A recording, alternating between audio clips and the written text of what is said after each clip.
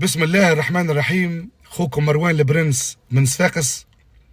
نقدم لكم الآن الدولة الجديدة والدولة الوليدة، دولة الغموض والظلام، دولة الراعي والأغنام، بقيادة الإمبراطور الربان الملك السلطان الهمام الرئيس قيس سعيد حفظه الله وأمده في عمره. الرئيس هذا أحمد ربي تونس، الرئيس هذا جانا من السماء على أجنحة بيضاء، وفي يده درع وسيف لتخليص الوطن والمجتمع التونسي من براثن الفقر وبراثن الجوع وبراثن الجهل، ومعناها وحطان تونس معناها في مصاف الدول المتقدمة. يا خيبة المسعى، أنا قاعد نشوف في سياسة مصرية، سياسة سيساوية بقيادة الجنرال عبد الفتاح السيسي، خذاها عليه قيس سعيد وضعها في تونس، قاعد يقوم بها. السياسة هذه سياسة التجويع، سياسة التفرقة وزراعة التفرقة، سياسة الترهيب، سياسة استئصالية.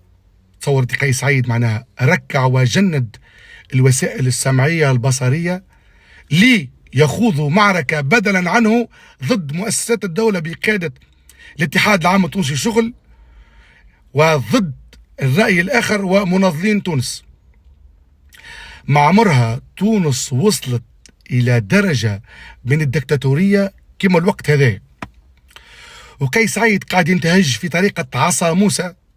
وعصا موسى هذه تصور انت وقت اللي يرى المواطن التونسي بدا يفيق بالغلطات نتاعو، بالترهات نتاعو وبالحماقات نتاعو وسياسته المهترئة في تونس، ويفيق به ويبدا طالب بحقه، تك يضرب بعصا موسى، يشتت الاذهان ومعناها فكر المجتمع التونسي وتحويله الى ماذا يزرع لك مشكله، يزرع لك حاجه، يعمل لك مسلسل فيه جدل، يصنع لك كما يجيب لك المره فاتت جاب لك هذا بالقاسم العراف، كل مره يطلع بطلعه باش يشتت معناها فكر وتحليل المواطن التونسي.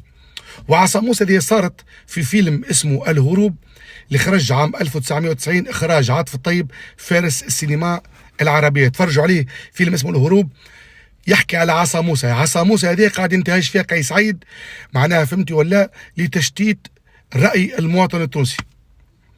أنا أقول للتوانسة الكل احمدوا ربي، احمدوا ربي، الغلة طايشة والخضرة طايشة بمئات الملاليم.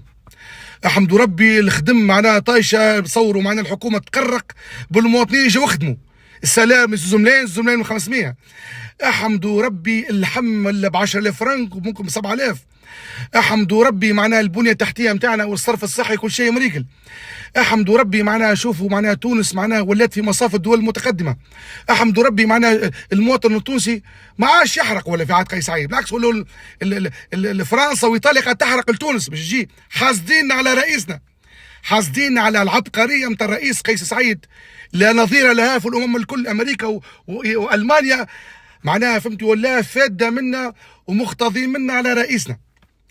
يا خيبة المسعى، يا خيبة المسعى، يا خيبة المسعى في الرئيس هدايا. وانا نقول له قيس سعيد، اذا كان انت رميت العباد الكل في السجون، اي انسان يقول لا ترميه في السجون، فاحنا رانا ماناش خايفين منك ومستحيل نخافوا منك. وكان جات الدوم ما آلت اليك، وشوف انت رؤساء اللي قاموا فهمتي بترويع الشعب الصار فيهم. ونقول كلمه للشعب التونسي كله، هذا مثل شعبي تونسي يقول: الله يرحمك يا راجل امي الاول. والسلام عليكم ورحمه الله وبركاته.